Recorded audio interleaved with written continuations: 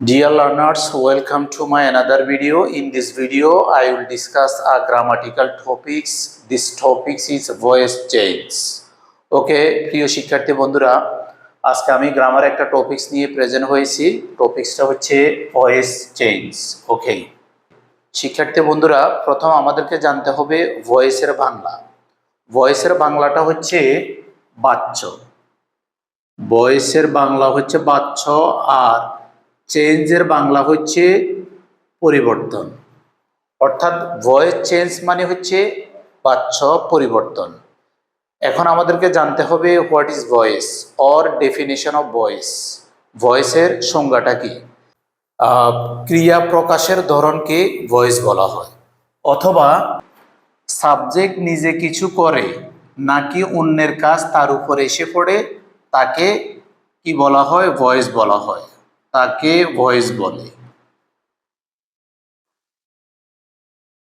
তোমরা এখানে একটা জিনিস খেয়াল করবা, ভয়েস এর আমি দুটো সংজ্ঞা দিয়েছি। একটা হচ্ছে ক্রিয়া প্রকাশের ধরনকে ভয়েস বলা হয়, অর্থাৎ একটা বাক্যে ক্রিয়াটা প্রকাশ করার ক্ষেত্রে, ক্রিয়ার অর্থ প্রদান করার ক্ষেত্রে এটা কেমন অর্থ প্রদান করেছে, তার সাবজেক্ট কি সক্রিয় নাকি সাবজেক্ট নিষ্ক্রিয়, এই ধরনটা বোঝাতে সেখানে আমরা কি বলি? এটাকে ভয়েস বলে থাকি। অথবা সাবজেক্ট নিজে কিছু করে নাকি অন্যের কাজ তার উপরে এসে পড়ে, অর্থাৎ সাবজেক্ট সক্রিয় নাকি সাবজেক্ট নিষ্ক্রিয়। সাবজেক্ট নিজেকে ভার্বের কাজটা করতে পারে নাকি অন্যের কাজ সাবজেক্টের উপরে এসে পড়ে, এমনটা বোঝালে তাকে ভয়েস বলা হয়। ওকে, ভয়েসকে দুই ভাগে ভাগ করা হয়, অ্যাক্টিভ ভয়েস এবং প্যাসিভ ভয়েস। অ্যাক্টিভ ভয়েসের বাংলাটা হচ্ছে কর্তৃবাচ্য, আর প্যাসিভ ভয়েসের বাংলাটা হচ্ছে কর্মবাচ্য। এবার আমরা বুঝবো কিভাবে সহজে আমরা অ্যাক্টিভ ভয়েস চিনতে পারি এবং কিভাবে সহজে আমরা প্যাসিভ ভয়েস চিনতে পারি। ওকে, আমি এখানে দুটো এক্সাম্পল দিয়েছি অ্যাক্টিভ এবং প্যাসিভের। এখানে অ্যাক্টিভে দি গভর্নমেন্ট ইম্পোর্ট সুগার। একটা জিনিস খেয়াল করো, এখানে গভর্নমেন্ট হচ্ছে সাবজেক্ট, ইম্পোর্ট হচ্ছে ভার্ব, সুগার হচ্ছে অবজেক্ট। এখন আমরা জানবো এখানে ভার্বটা হচ্ছে ইম্পোর্টস। ইম্পোর্টসের বাংলাটা হচ্ছে আমদানি করা, আমদানি করা। এখন আমদানির কাজটা কি গভর্নমেন্ট করতে পারে? কি আমদানি করে? সুগার। এখন এই যে সুগারটা ইম্পোর্ট করে, এখানে ভার্বটা হচ্ছে ইম্পোর্ট, এই আমদানির কাজটা কি? এই সাবজেক্ট, সাবজেক্টটা হচ্ছে দি গভর্নমেন্ট। দি গভর্নমেন্ট কি আমদানির কাজটা করতে পারে? তাহলে এটার আনসার হচ্ছে ইয়েস, সরকার চিনি আমদানি করতে পারে। তাহলে ইম্পোর্টের কাজটা এখানে সাবজেক্ট করতে পারে। যদি ভার্বের কাজ সাবজেক্ট অ্যাক্টিভলি করতে পারে তাহলে সেটা হবে অ্যাক্টিভ ভয়েস। এটাকে বাংলা বলা হয় কর্তৃবাচ্য, অর্থাৎ কর্তা যে কাজটা করতে সক্ষম। ওকে, এবার প্যাসিভে আসি আমরা। Sugar is imported by the government. এই প্যাসিভ ভয়েসে বাক্যটা সাবজেক্ট হচ্ছে সুগার, সুগার হচ্ছে সাবজেক্ট, ইজ হচ্ছে এবি, ইম্পোর্ট হচ্ছে PB, auxiliary verb, principal verb. এখন তোমরা খেয়াল করবা এখানে ইম্পোর্টের কাজটা, এই যে ইম্পোর্টের কাজটা সেনি, ইম্পোর্টের কাজটা কি সেনিয়ে করতে পারে? নিশ্চয় আনসার হবে না, ইম্পোর্টের কাজ সেনিয়ে করতে পারে না। কিন্তু ইম্পোর্টের কাজটা কে করবে? বাই দ্য গভর্নমেন্ট, অর্থাৎ সরকারের দ্বারা কাজটা করা হয়। এখন এই সাবজেক্টের কাজ অর্থাৎ ভার্বের কাজটা সাবজেক্টের উপর এসে পড়েছে, সাবজেক্ট নিজে অ্যাক্টিভলি করতে সক্ষম নয়, এই জন্য এই বাক্যটা হবে প্যাসিভ ভয়েস, যেটাকে বলা হয় কর্মবাচ্য। অর্থাৎ কর্মবাচ্য অবজেক্টটা যখন সাবজেক্ট হয়ে যাবে বাক্যটা প্যাসিভ হয়ে যাবে। ওকে, তো প্রিয় শিক্ষার্থী বন্ধুরা, এখন আমরা যাব কিভাবে একটা সেন্টেন্সকে অ্যাক্টিভ থেকে প্যাসিভ করতে হয়। একটা সেন্টেন্সকে অ্যাক্টিভ থেকে প্যাসিভ করতে হলে সেক্ষেত্রে আমাদেরকে গুরুত্বপূর্ণ চারটা জিনিস আমাদেরকে জানতে হবে। আমরা ভয়েস চেঞ্জ করার ক্ষেত্রে সেন্টেন্সটা কোন ধরনের সেন্টেন্স এটা আমাদেরকে ফাইন্ড আউট করতে হবে। সেন্টেন্সটা কি অ্যাসার্টিভ নাকি ইন্টারোগেটিভ নাকি ইম্পারেটিভ, অবজেক্টিভ এবং এক্সক্লেমেটরি সেন্টেন্স, এটা কোন ধরনের সেন্টেন্স এটা আমাদেরকে প্রথম ফাইন্ড আউট করতে হবে। দুই নম্বর কথা হচ্ছে আমাদেরকে বের করতে হবে ওই সেন্টেন্সটা কোন টেন্সে পড়েছে সেটা আমাদেরকে বের করতে হবে। নাম্বার 3, আমাদেরকে টেন্স অনুযায়ী অক্সিলিয়ারি ভার্ব ব্যবহার করতে হবে। নাম্বার 4 হচ্ছে আমাদেরকে অক্সিলিয়ারি ভার্বের পরেই মূল ভার্বের ফার্স্ট পার্টিসিপল ফর্ম ব্যবহার করতে হবে। এই 4টা জিনিস আমাদেরকে অবশ্যই জানতে হবে যদি একটা সেন্টেন্সকে অ্যাক্টিভ থেকে প্যাসিভ ভয়েস করতে হয়।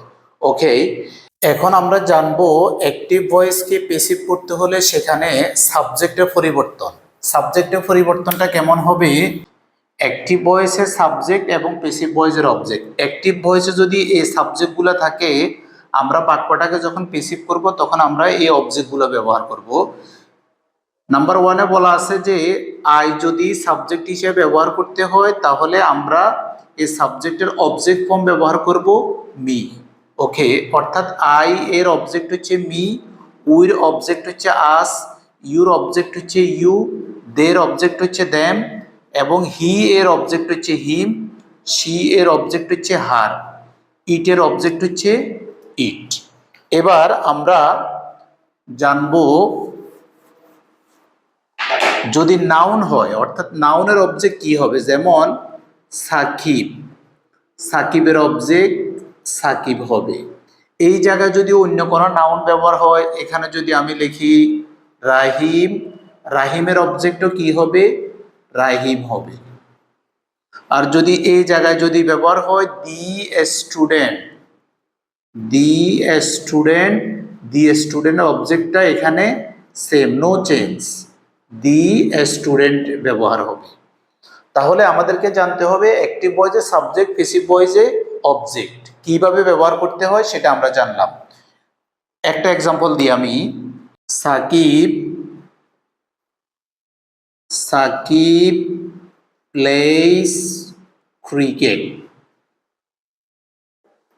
এই বাক্যে সাকিব সাবজেক্ট, প্লেস হচ্ছে ভার্ব, ক্রিকেট হচ্ছে অবজেক্ট। এই বাক্যটাকে আমরা কি করব? প্যাসিভ করব। তো প্যাসিভ করতে হলে আমাদেরকে কি করতে হবে? এখানে ক্রিকেট, অর্থাৎ ক্রিকেটটাকে আমরা সাবজেক্ট হিসেবে ব্যবহার করব। এখানে ক্রিকেট, তারপরে এখানে B1, অর্থাৎ এখানে কখন আমরা am is are auxiliary verb ব্যবহার করব, অর্থাৎ ভার্বকে কিভাবে পরিবর্তন করতে হয় সেটা আমি একটু পরে দেখাচ্ছি। ক্রিকেট ইজ প্লেইড বাই, এখানে সাকিব আছে। এই সাকিবকে যখন আমরা অবজেক্টে নিয়ে যাব, সাকিবের অবজেক্ট কি হচ্ছে? তাহলে সাকিবের অবজেক্ট সাকিব, কোনো পরিবর্তন হয় নাই, তাহলে সাকিব এখানে থাকবে। এবার আমাদের আরেকটা গুরুত্বপূর্ণ জিনিস আমাদেরকে জানতে হবে, অ্যাক্টিভ থেকে প্যাসিভ করতে হলে আমাদেরকে ভার পরিবর্তন। আমি এখানে খুব শর্টকাট লিখেছি, ভার পরিবর্তন মানে হচ্ছে টেন্স পরিবর্তন। অর্থাৎ টেন্স পরিবর্তন যদি আমরা না বুঝি তাহলে আমাদের দ্বারা ভয়েস চেঞ্জ করা সম্ভব না, অর্থাৎ আমরা ভয়েস চেঞ্জ বুঝবো না। টেন্স পরিবর্তনটা আমাদেরকে আগে বুঝতে হবে। যেমন অ্যাক্টিভ ভয়েসে যদি এই ভার্বগুলো ব্যবহার হয়, প্যাসিভ ভয়েসে আমরা এই ভার্বগুলো ব্যবহার করব। 1 নম্বরে বলা আছে V1, অর্থাৎ V1 মানে হচ্ছে ভার্বের প্রেজেন্ট ফর্ম, অর্থাৎ ভার্বের সাবজেক্টের পরে ভার্বের প্রেজেন্ট ফর্ম ব্যবহার হলে প্রেজেন্ট ইনডিফিনিট। তো আমরা যদি টেন্স কমও বুঝি তাহলে এই মেথড যদি আমরা অ্যাপ্লাই করি তাহলে অ্যাক্টিভ থেকে আমরা প্যাসিভ ভয়েস চেঞ্জ সহজে আমরা করতে পারবো। যদি B1 থাকে, অ্যাক্টিভ ভয়েসে যদি V1 ভার্বের প্রেজেন্ট ফর্ম থাকে, প্যাসিভ করার সময় আমরা এম ইজ আর ব্যবহার করব। ওকে, আমরা যখন এক্সাম্পল দিব তখন বিষয়টা আমি আরো ক্লিয়ার করব। অ্যাক্টিভ ভয়েসে যদি এম ইজ আর থাকে, প্যাসিভ ভয়েসে এম বিং, ইজ বিং এবং আর বিং ব্যবহার করতে হবে। এগুলো আমাদেরকে অনেক বেশি ভালো করে আমাদেরকে মুখস্থ রাখতে হবে। অ্যাক্টিভ ভয়েসে হ্যাভ থাকলে অথবা হ্যাজ থাকলে, প্যাসিভ ভয়েসে আমরা হ্যাভ বিন ব্যবহার করব অথবা হ্যাজ বিন ব্যবহার করব। অ্যাক্টিভ ভয়েসে যদি V2 থাকে, V2 মানে হচ্ছে ভার্বের পাস্ট ফর্ম, সাবজেক্টের পরেও যদি ভার্বের পাস্ট ফর্ম ব্যবহার হয় সেক্ষেত্রে আমরা প্যাসিভে ওয়াজ অথবা ওয়ার ব্যবহার করব। যদি অ্যাক্টিভ ভয়েসে ওয়াজ অথবা ওয়ার থাকে, অর্থাৎ ফার্স্ট কন্টিনিউয়াস টেন্স হয়, সেক্ষেত্রে ওয়াজ বিং অথবা ওয়ার বিং, অর্থাৎ ওয়াজ ওয়ার ব্যবহার হয় সাবজেক্টের পরে ওয়াজ ওয়ার ভার্বের সাথে আইএনজি, ফার্স্ট কন্টিনিউয়াস টেন্স হলে প্যাসিভ করার ক্ষেত্রে আমরা ওয়াজ বিং ওয়ার বিং ব্যবহার করব। অ্যাক্টিভ ভয়েসে হ্যাড ব্যবহার হলে পেসিভ ভয়েসে হ্যাড বিন। শ্যাল অথবা উইল যদি থাকে শ্যাল বি অথবা উইল বি ব্যবহার করব। আর যদি শ্যাল বি অথবা উইল বি থাকে তাহলে shall be being will be being ব্যবহার করব। আর এরপর যদি শ্যাল হ্যাভ অথবা উইল হ্যাভ থাকে তখন আমরা পেসিভে ব্যবহার করব শ্যাল হ্যাভ বিন অথবা উইল হ্যাভ বিন। এখানে তোমাদেরকে একটা জিনিস মনে রাখতে হবে, আমি এখানে লিখেছি ভার্ব পরিবর্তন অর্থাৎ টেন্স পরিবর্তন।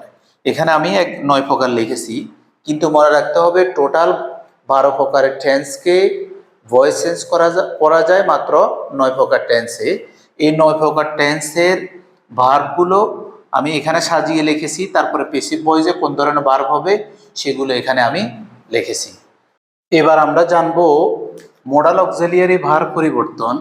একটু আগে আমরা যে পরিবর্তনটা দেখেছি ওটা হচ্ছে প্রাইমারি অর্থাৎ পেসিভ অক্সিলিয়ারি ভার্ব কিভাবে ব্যবহার করতে হয়। এবার আমরা জানবো মোডাল অক্সিলিয়ারি ভার্ব পরিবর্তন। মোডাল অক্সিলিয়ারি ভার্ব অর্থাৎ অ্যাক্টিভ ভয়েসে মোডাল অক্সিলিয়ারি ভার্বগুলো থাকলে পেসিভ ভয়েসে আমাদেরকে এই মোডাল অক্সিলিয়ারি ভার্বগুলো ব্যবহার করতে হবে। অর্থাৎ অ্যাক্টিভ ভয়েসে যদি ক্যান থাকে, যখন বাক্যটাকে আমরা পেসিভ করব ওই বাক্যে যদি ক্যান থাকে অ্যাক্টিভ ভয়েসে, সেই ক্ষেত্রে আমরা পেসিভে can be plus V three. যদি অ্যাক্টিভ ভয়েসে মেই থাকে পেসিভে আমাদেরকে ব্যবহার করতে হবে may be plus V three, ভার্বের পাস্ট পার্টিসিপল ফর্ম। কুড থাকলে could be plus V three, might থাকলে might be plus V three, আর ক্যান হ্যাভ থাকলে can have been plus V three. Must যদি অ্যাক্টিভ ভয়েসে থাকে পেসিভে must be plus V three. আর যদি মাস্ট হ্যাভ থাকে তাহলে আমাদেরকে ব্যবহার করতে হবে পেসিভে মাস্ট হ্যাভ বিন প্লাস ভার্বের পাস্ট পার্টিসিপল ফর্ম। তারপরে যদি উড থাকে পেসিভে আমরা উড বি ব্যবহার করব এবং বি থ্রি ব্যবহার করব। ক্যান থাকলে ক্যান বি, কুড থাকলে could be plus V three. Okay, আমাদেরকে পুরো এই ছাড়টা একেবারে ভালো করে মুখস্থ রাখতে হবে। যখন আমরা একটা সেন্টেন্সকে অ্যাক্টিভ থেকে পেসিভ করব সেক্ষেত্রে যদি মোডাল অক্সিলিয়ারি ভার্ব ব্যবহার হয় অ্যাক্টিভে পেসিভে আমাদেরকে এই মেথডটা আমাদেরকে অ্যাপ্লাই করতে হবে। ওকে, আমরা যখন একটা বাক্যকে অ্যাক্টিভ থেকে পেসিভ করব সেক্ষেত্রে আমাদেরকে প্রথমে আমি বলেছি যে বাক্যটা আমাদেরকে ফাইন্ড আউট করতে হবে এটা কি অ্যাসার্টিভ না ইন্টারোগেটিভ নাকি ইম্পারেটিভ অপটেটিভ এক্সক্লেমেটরি সেন্টেন্স, এটা আমাদেরকে ফাইন্ড আউট করতে হবে। তো 9 প্রকার টেন্সের মাঝে যে ভয়েস চেঞ্জ হবে সেখানে আমাদেরকে 5 প্রকার সেন্টেন্স আমাদেরকে খেয়াল করতে হবে। প্রথম আমরা আলোচনা করব অ্যাসার্টিভ সেন্টেন্স নিয়ে কথা বলবো। যেই কোনো টেন্সের সকল অ্যাসার্টিভ সেন্টেন্সের জন্য অ্যাক্টিভ থেকে পেসিভ করতে হলে আমাদেরকে এই স্ট্রাকচারটা অ্যাপ্লাই করতে হবে। ফর এক্সাম্পল, অ্যাক্টিভ হচ্ছে I have done the work. এই বাক্যটা হচ্ছে অ্যাক্টিভ, এটাকে আমরা যখন পেসিভ করব তখন আমরা এই স্ট্রাকচারটা অ্যাপ্লাই করব। প্রথমে বলা আছে কি অবজেক্টই সাবজেক্ট হবে। এই বাক্যে আই হচ্ছে সাবজেক্ট, হ্যাভ হচ্ছে এ বি অক্সিলিয়ারি ভার্ব, ডান হচ্ছে পিবি প্রিন্সিপাল ভার্ব, আর ওয়ার্কটা হচ্ছে অবজেক্ট। এখন আমাদের স্ট্রাকচারে বলা আছে যে 1 নম্বরে অবজেক্টটাকে আমাকে সাবজেক্ট করতে হবে। এই বাক্য অবজেক্ট হচ্ছে কি দি ওয়ার্ক, দি ওয়ার্কটাকে আগে ব্যবহার করব, দি ওয়ার্ক। এবার আমাদেরকে অক্সিলিয়ারি ভার্ব ব্যবহার করতে হবে। অক্সিলিয়ারি ভার্বটা কিভাবে আমরা ব্যবহার করব, একটু আগে আমি যে চার্ট দেখিয়েছিলাম তোমাদেরকে, যদি অ্যাক্টিভ ভয়েসে হ্যাভ অথবা হ্যাজ থাকে পেসিভ ভয়েসে হ্যাভ বিন অথবা হ্যাজ বিন ব্যবহার করতে হয়। এখানে যদিও আইর সাথে হ্যাভ আছে কিন্তু আমাদেরকে এখানে হ্যাজ বিন ব্যবহার করতে হবে। হ্যাজ বিনটা কেন ব্যবহার করব, দি ওয়ার্ক হচ্ছে থার্ড পারসন সিঙ্গুলার নাম্বার, যার কারণে এখানে হ্যাজ বিন ব্যবহার হবে।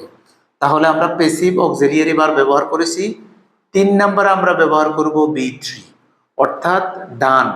ডান অলরেডি বি থ্রি এখানে আছে, এটার প্রেজেন্ট ফর্ম হচ্ছে ডু, ডু থেকে ডান এসেছে। তারপর একটা বাই প্রেপোজিশন ব্যবহার করব, বাই। এরপর আমরা 4 নম্বরে কি করব, সাবজেক্টের অবজেক্ট ফর্ম। আমরা কিন্তু সাবজেক্ট পরিবর্তন দেখিয়েছিলাম, তোমরা ওই চার্টটা দেখলে বুঝতে পারবা যে এই আই সাবজেক্টটা কিন্তু এটার অবজেক্ট ফর্ম কি হবে, আইর অবজেক্ট মি। আমরা জেনেছি আইর object me. Okay, another example is I am making a plan, অর্থাৎ আমি একটা পরিকল্পনা তৈরি করতেছি। এই বাক্যটাকে যখন আমরা প্যাসিভ করব, সেক্ষেত্রে আমাদেরকে খেয়াল করতে হবে যে সাবজেক্ট এবং এই বাক্যটা বর্তমানে কিন্তু অ্যাসার্টিভ আছে, আমরা কিন্তু অ্যাসার্টিভ নিয়ে কথা বলতেছি, কিন্তু এখানে সাবজেক্টের পরে আমরা দেখতে পাচ্ছি এখানে এম আছে, ভার্বের সাথে আইএনজি আছে, অর্থাৎ অ্যাক্টিভ ভয়েসে এম ইজ আর থাকলে প্যাসিভ ভয়েসে am being, is being, are being ব্যবহার হবে। ঠিক একই স্ট্রাকচারে আমরা বাক্যটাকে কি করব, প্যাসিভ করব।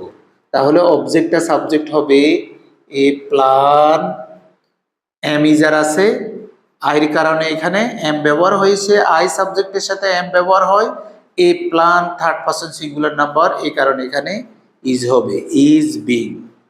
এম ইজ আর থাকলে এম বিং অথবা ইজ বিং। তারপরে এখানে মেকিং আছে, এটার ফার্স্ট পার্টিসিপল ফর্ম হচ্ছে মেড। তারপরে বাই প্রেপোজিশন ব্যবহার করব, বাই, এই সাবজেক্ট আই এর অবজেক্ট হচ্ছে মি। ওকে, এবার আমরা একটা নাউন সাবজেক্ট দিয়ে প্র্যাকটিস করব। যদি আমরা একটা নাউন সাবজেক্ট দিয়ে প্র্যাকটিস করি, তাহলে আমরা লিখব যে রাহিম